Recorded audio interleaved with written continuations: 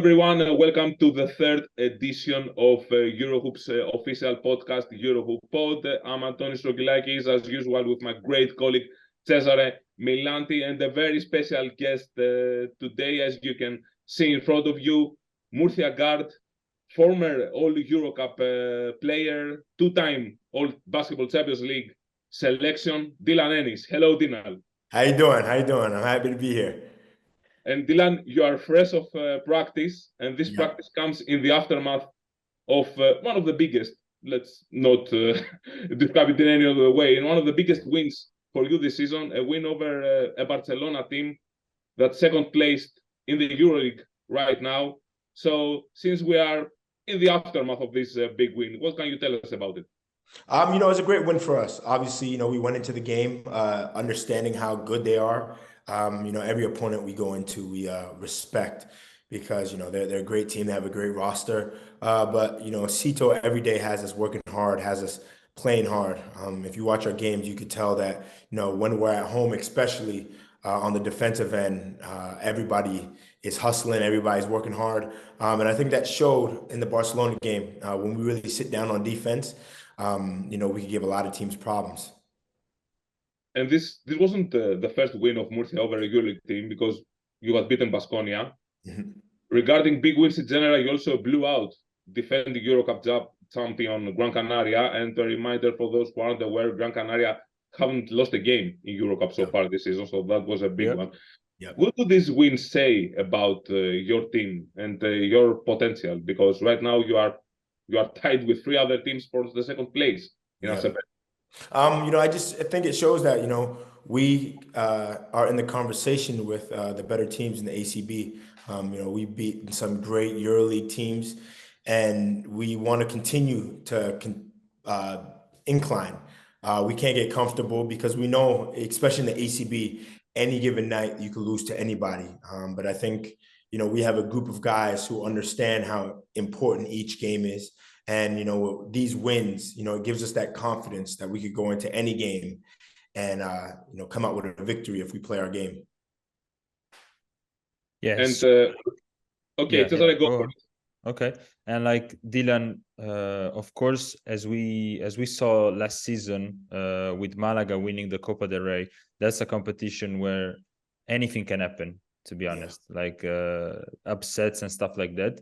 And of course, you're on a route to participate in the Copa del Rey. So what do you think of that kind of competition, that knockout format?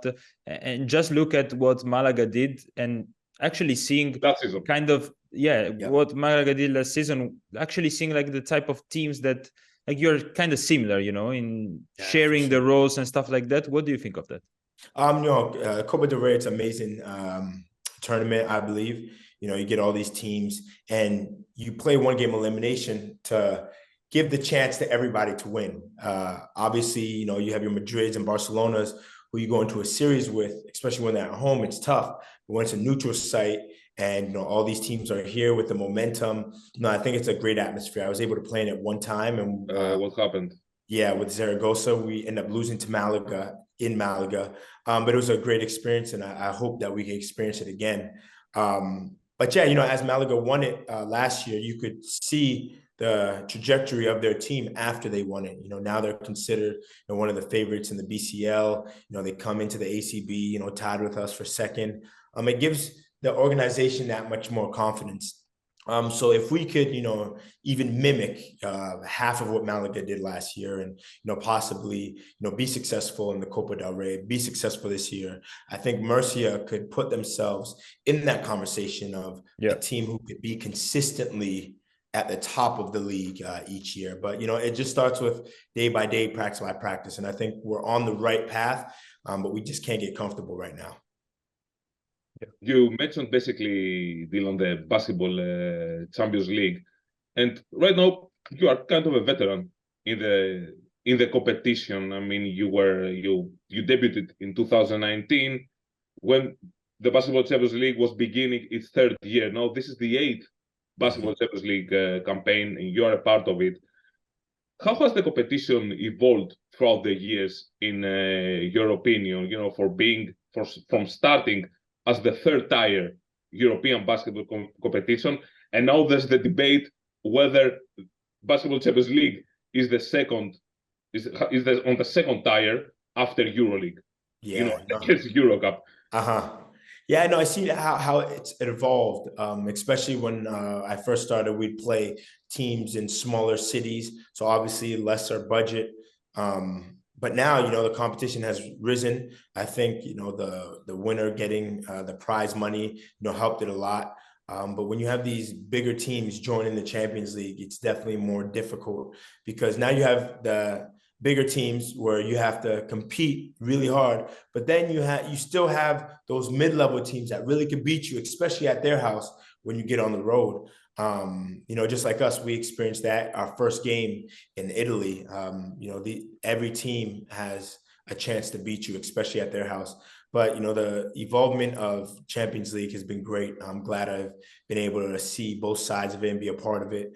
And, I hope it just continues to grow, all basketball in Europe, whether it's EuroLeague, EuroCup, or Champions League. I love it getting better and improving because, it's such great basketball here.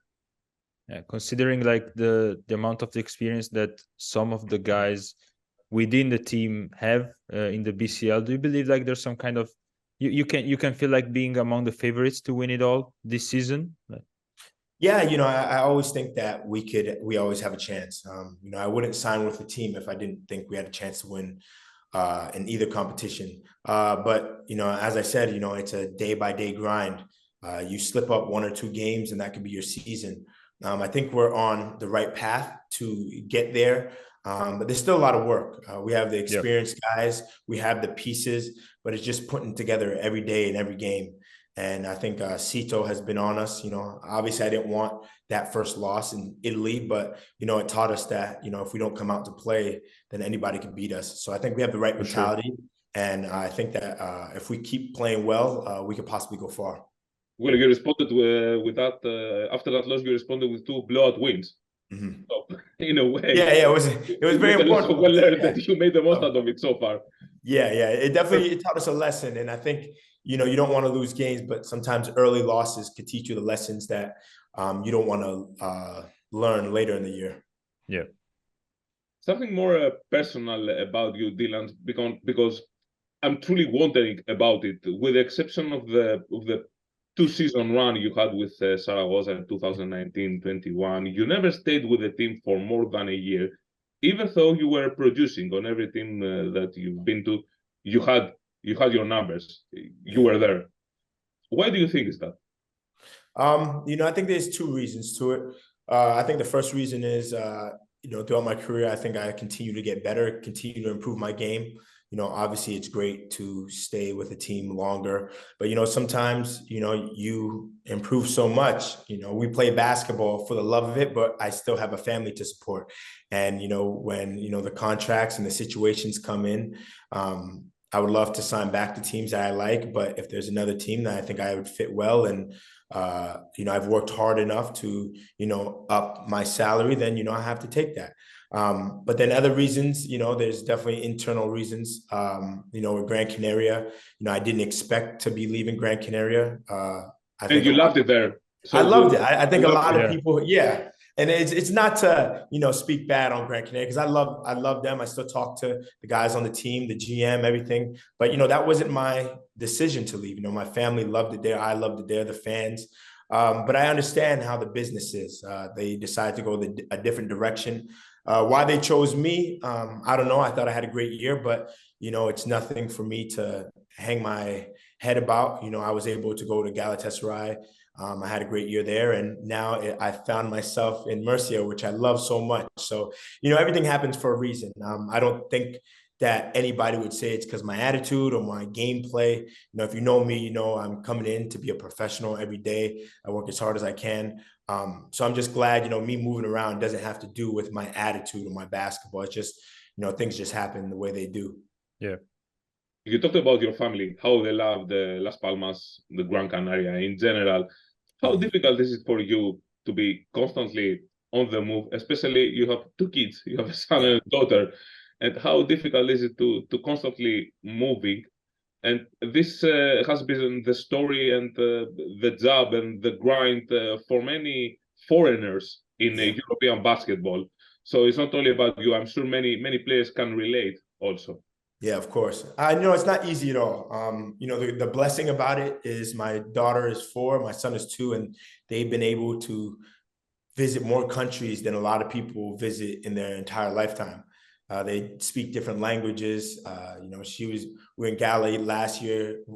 Have our kids in a Turkish school. We came here, then a Spanish school. So that's the beauty of it. They get to see the world, see different cultures. But it is difficult because, they have to adapt, every year, sorry. Even this year, our daughter went to school in Spain and, they all speak Spanish. They have friends that they knew last year. So it's adjustment to them. People think it's only us parents, but our kids have to adjust as well. And then even my wife, every year she has to find a new group of friends, whether that's from the team, outside the team. So it's an adjustment every year. I think the first month, every time we visit somewhere, it's very difficult. But, my family is able to adapt to anything that we're put in. This is just our life. This is what we've got comfortable with. And, we just accept it and, we just go on and try to enjoy it. I love this, that you take the positive things out of it. And I love the fact that you appreciate how your kids eventually grow up in having a multicultural background. Exactly. So many countries. I said to somebody the other day, I'm Jamaican. I grew up in Canada. My wife's Australian. My kids are born in Spain, one in Andorra, one in Zaragoza. It's a story that you can't make up. And I would be giving myself a disservice if I looked at only the negatives. I'm able to look at the positives and, see how, this journey is not only beautiful for me, but for my family as well. Your kids may even know more Spanish than you, huh? They do. They definitely do. My daughter keeps coming home and telling me different words in Spanish. And I was like, I don't even know that. So it's a good problem. But she's beating me now. Yeah. And you grew up in a big family, and among your 6 siblings, there's also another pro player like Tyler, who's also dealing with unless there's also someone we are not aware of. The only other basketball player, my older brother, he is a trainer now. I have a sister, she just working, and then another sister who plays at Rice University. So me and Tyler are the only professionals right now. Okay, and he has also been dealing with moving from team to team, especially since he moved to Europe. But now he's in Naples, great team so far in the Italian league. How was your childhood growing up with him, and was there some kind of basketball rivalry with Tyler? A sibling rivalry. Yes, of course. Translated into basketball. Yeah. There was always, with me and him, we were always in competition with each other, but it was healthy competition. I would take him everywhere I went, whether basketball court, riding bikes. If you've seen me, you always seen him. And then when we got on the basketball court, I was the older brother. I never wanted to lose to my younger brother. And him being the younger brother, he always wanted to beat me. So, it breeded competition. We were able to get so much better when we kept playing each other. And then, growing up, when I got to college, I was able to give him advice. Then he became a pro before I was. So then he gave me advice with the process. And then he came to Europe after I was in Europe. So I gave him advice. I talked to him every day, and, we were able to grow up and, have this journey together. Obviously it was different journeys, but, at the same time, we faced adversities, successes, and we're able to help each other through it. Yeah. Dylan, I know that you're not just a basketball player. You are an avid basketball fan, and I know that you watch a lot of basketball. You sometimes also comment on social media, on EuroLeague games, on general basketball matters. I know that you are a guy who's paying attention, because there are other pro players, when they are not playing or when they are not practicing, they just want to shut off basketball a bit. Have to do with other things, but you are not like them. So I know you are watching EuroLeague a lot. Yeah. Tell us about the season so far. Which teams have impressed you the most? The players that have made an impression of you. For example, we published the EuroLeague MVP ladder last week on on the official EuroLeague site, and we put Mike James, for example, ahead of everyone else. Who do you see as the favorites? For MVP, obviously, Mike James is always up there. My friend Chima Moneke, the things he's doing with Baskonia, and, Baskonia, changing coaches. Baskonia's always been good in the EuroLeague, but for them to compete and him to, be leading the EuroLeague in PR, as well as, being top 5 in other stats, I think, you have to have him in the conversation. Tavares is always in there. My personal favorite, Faco, he's great. He's great. Whenever I play him, we always have laughs, and I always, we talk on the court. What he's doing at the point guard position, you do not see, a lot. Him and Mike James, obviously, they have different type of games. I appreciate both. Mike being a scorer like me, but Faco, he does things that you can't teach. Yeah, that's what it is. It's magic. So he's definitely one of my favorite players to watch. Yeah. And Facu, tough to guard, very underrated. I'm wondering, do you watch the player? What stuff do you take from his players? Do you also implement stuff that you see in your game? Do you try to emulate some of the things you like? Yeah, for sure. I watch a lot of players. People always ask me, NBA, EuroLeague, who's your favorite team? For me, I normally watch games when I like a player's game. I like to watch Monaco so I could watch Mike James. I like to watch Madrid so I could watch Faco. And I see what they do, and even highlights I see on Instagram or Twitter. I try to take little moves or, little nuances that they have and try to incorporate into my game.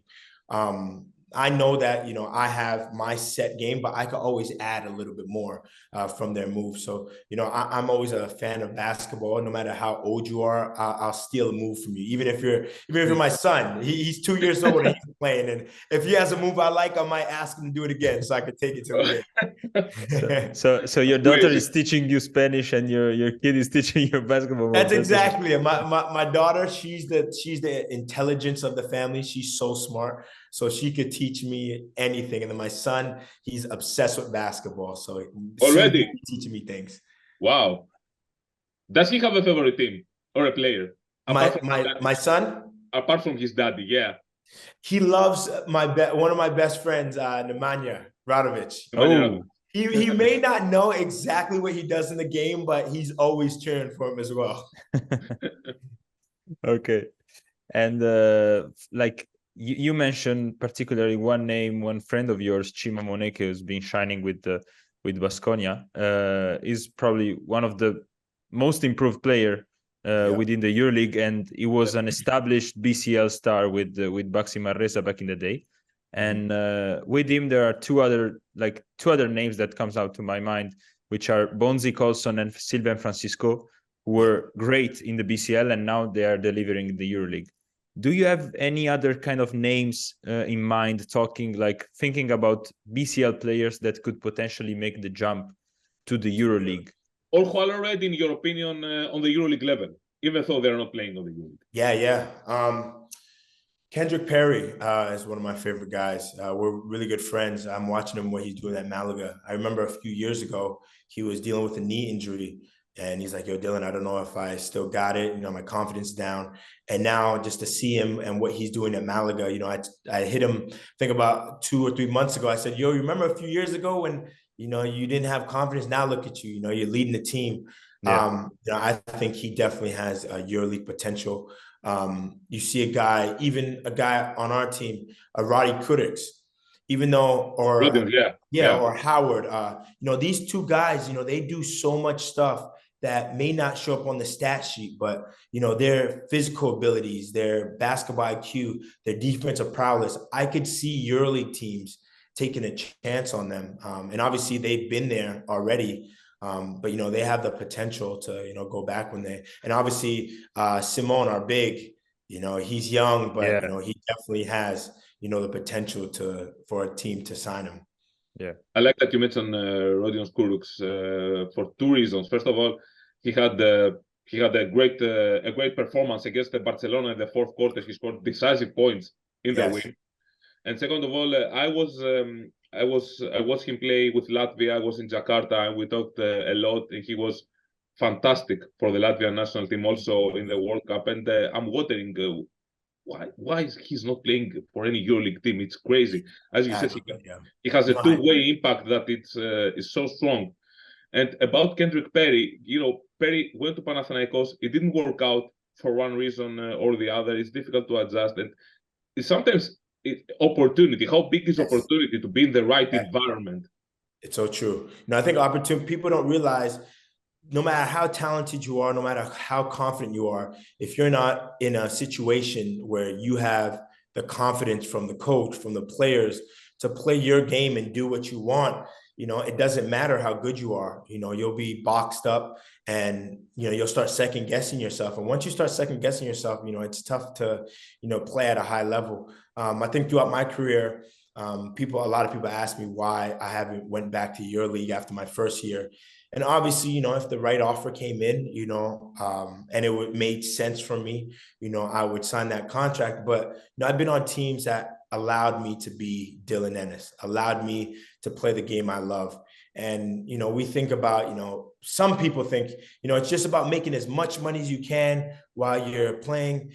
I understand that, but when it's all said and done, you're 40 years old and you look back and you have all this money, but you have no memories and no adrenaline rush from being on the court with a minute left down to like the game against Barcelona. I'd rather be in those games and know that, I could affect the game instead of, making a lot of money somewhere else where I may not be in those situations for 2-3 years. So I know everybody has their own perspective on it, but I just love the game of basketball and I love being in situations where, I could be an option in those type of situations. So you talked about Kendrick Perry potentially coming back to the EuroLeague or at least deserving a EuroLeague opportunity. And also you talked about Malaga, the way this team has been playing in the recent past. Do you have any other kind of teams, not players, that could eventually be consistent in the EuroLeague and can demonstrate their level, like BCL teams? Yeah, that's a good question. What would I say from the BCL? That's a good question. Okay, to give you a hint, you mentioned one team already. You mentioned the player of this team already. They won the Copa del Rey last year. Come on. Well, Malaga, yes. I think Malaga can. Oh, for sure. I thought that was already said and done. I honestly think you put Malaga in the EuroLeague now. And I think I hate when teams get there and they switch their roster because they feel like we need a EuroLeague roster. I think they play so hard, have a great coach, and they play together. So, you could put them in the EuroLeague, and I think that they'll do good. Maybe you add 1 or 2 pieces, but nothing to change the rhythm of the team. The chemistry, yeah. Yes. The chemistry is so big, especially for those new teams. I remember when Baduchinos, they beat us at Red Star that year to go to EuroLeague, and they added about 4 or 5 players. And, you watch them, they weren't the same team that beat us. They didn't have that same fire, that same dedication. Yeah. So I think Malaga could definitely compete in the EuroLeague if they add 1 or 2. But, if they went with the team they have and the coach they have, I think they could be successful. Okay. We were talking about Spanish teams a lot and the EuroLeague and Red Star. And we have something to ask you about Red Star and something about a Gran Canaria related thing. Years ago, you on Red Star, you were playing with Mathias Lessort as your big man. And I remember I made an interview with him that season before you arrived, before you joined Red Star, and he said, "My goal is to become the best center in EuroLeague." There were many laughs on the comments about that thing. Even by Red Star fans, there wasn't that kind of a belief or confidence in him, and confidence on him, not by him, by others, by external sources, that he would become the best center in EuroLeague. And he became essentially the best center in EuroLeague last season. And maybe it was between him and Tavares. Yeah. And back then, and now he earned a great contract with Panathinaikos last summer. Back then, did you see that as someone that he would become an all-EuroLeague center? Yeah, what's so funny is, we had a group, me, James Feldine, Matthias, and Taylor Rochester. And, I would say maybe 3 or 4 times a week, we'd go to Taylor Rochester's house with our wives and we'd play games. And Matthias was saying this back then. I seen the confidence in him. He always had that. I've never worried about his confidence. He knew how good he could be. He would tell people, and, obviously it's tough to play at Red Star. You have to watch what you say, watch what you do. But, he always told us, how good he can be. And I think he became that because he always believed it, no matter what anybody said. Everybody's seen his ability, how high he jumped, how fast he was for a big man. His hard nose to get rebounds. Being a friend of his, I knew that he would get there one day. I didn't know how long it would take, but I could guarantee you, if he stuck with it and he stayed focused, that it was possible, and clearly it was. Yeah. Also, you talked about opportunity and the right time and right team, right moment. And last season with Partizan was clearly it was a perfect fit for him. How Partizan played, the fans. He loves to connect with the fans, so that was good. He definitely did. Yeah, but I think it was a perfect situation where he was able to show what he could do, and he had a great coach in Obradovic to gear him the right way. He's a big personality, and how he plays maybe a little different than other fives, but he had a coach that was able to mold that, and I think that's all he needed. Yeah, and right now Mathias is sharing the front line with another former teammate of yours, which is Aleksander Balcerowski in Gran Canaria. So he has been having some struggles adjusting to the EuroLeague level, but coming off a two-time rising star in the EuroCup, what can you say about us? Like some behind-the-scenes stuff about him, because he has the potential. Yeah, no. When I first got there, he actually wasn't in Gran Canaria when I first signed. We played a few months, and he came back from Mega.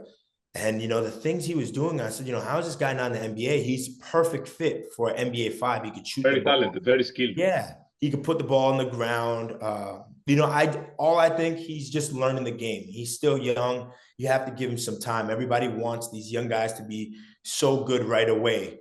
Yeah. You give him some time, I think he'll be great. I always thought that, he would be in the EuroLeague. Obviously, he is now through time, but I think he's going to continue to get better. And just like Mathias, you put him in the right situation. Panathinaikos, it could be, it could not be. I don't know. You put him in the right situation, he's going to flourish one of these years, and he's going to be as good as everybody thought he could be.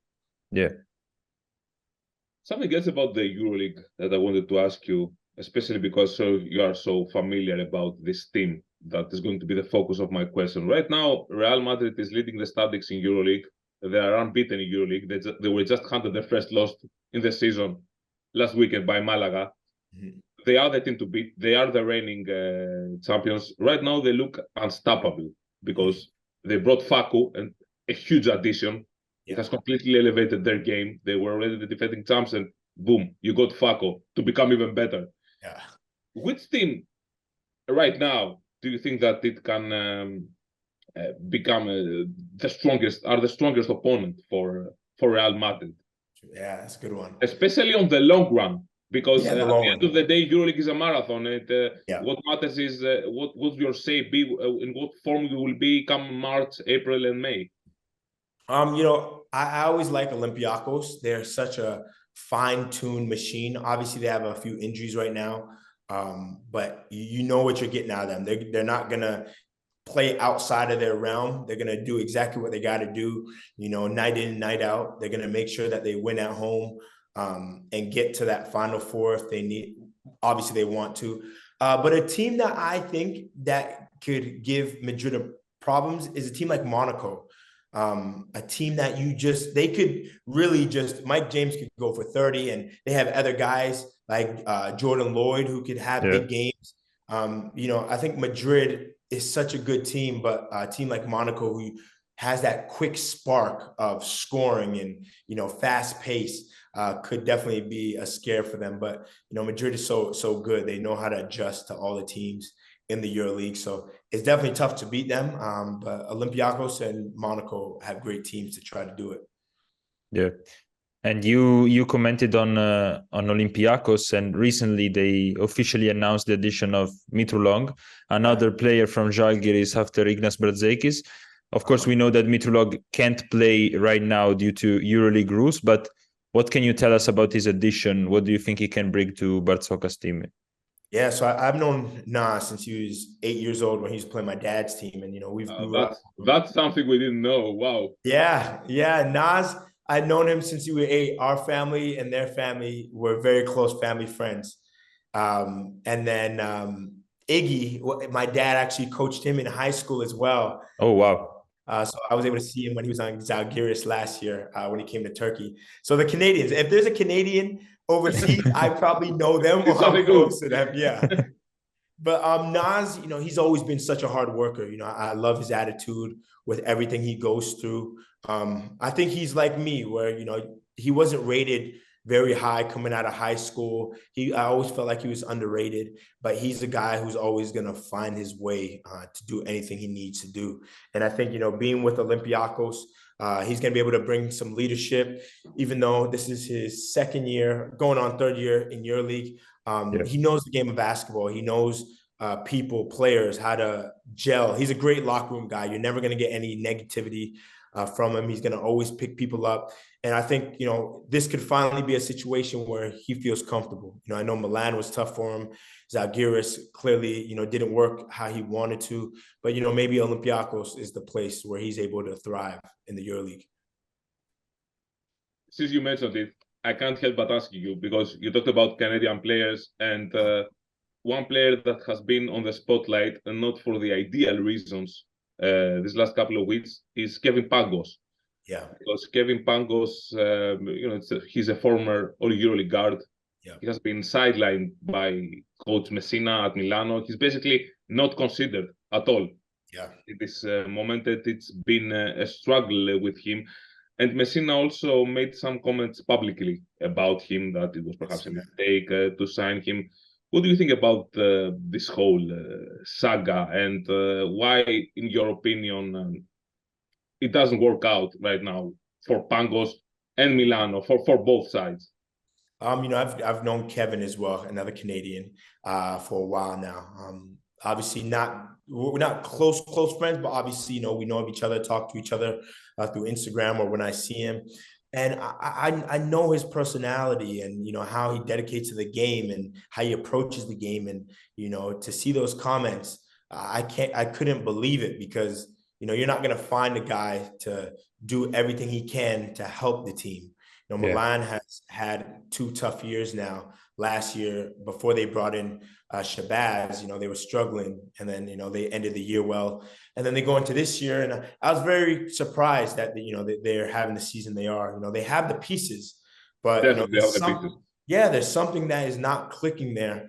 I'm not saying it's the coach. I'm not saying it's the players, but they have to find out what it is. And I just don't think it's fair to just point at one guy, especially Kevin Pangos.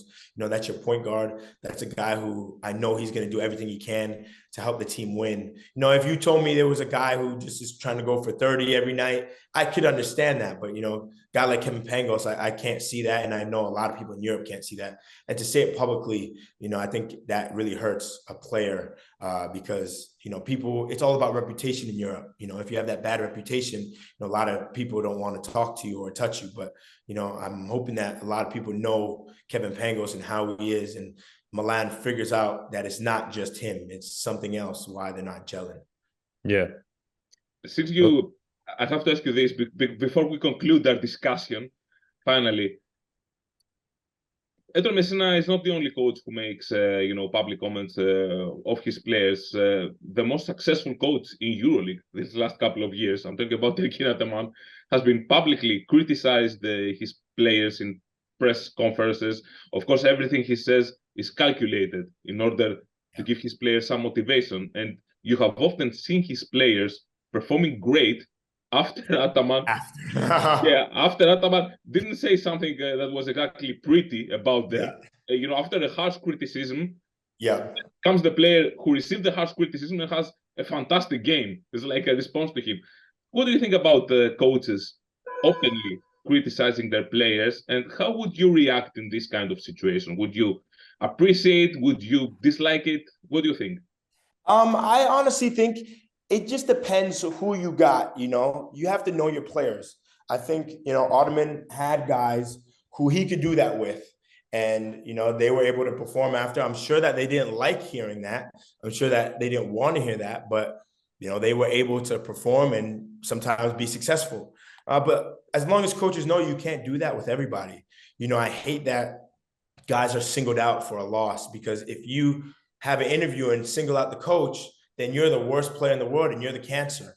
Yeah, you're stigmatized. Yeah, I think it's immediately. a double standard, but again, it is the business that we live in. You have to know what type of coach you're signing with. I'm not saying they're wrong for their approaches or their methods, but just know before you sign that contract every year, know what coach you're signing with, because they're probably not going to change. But hey, that's their method. Every coach has their own method. I'm not saying it's right. I'm not saying it's wrong. But as a player, you just have to know what you're getting yourself into. Okay, we will wrap this up with the games of this week in the EuroLeague. We have Asbel against Bayern, Maccabi against Barcelona, Panathinaikos against Valencia, Virtus Bologna against Fenerbahce, and Real Madrid against Alba Berlin on Thursday, while we have Anadolu Efes against Partizan Belgrade, Olympiacos against Žalgiris Kaunas, Baskonia Monaco, and Crvena Zvezda Red Star Belgrade against Olimpia Milano. Do you have a game of the week particularly that you're most interested to see? Maybe Moneke playing against Monaco, maybe? Yeah. That's without question. There's no other game that you want to see. But Chime's been playing so great this year. And obviously, when you play your old team, especially, Chime didn't have that same success he does this year.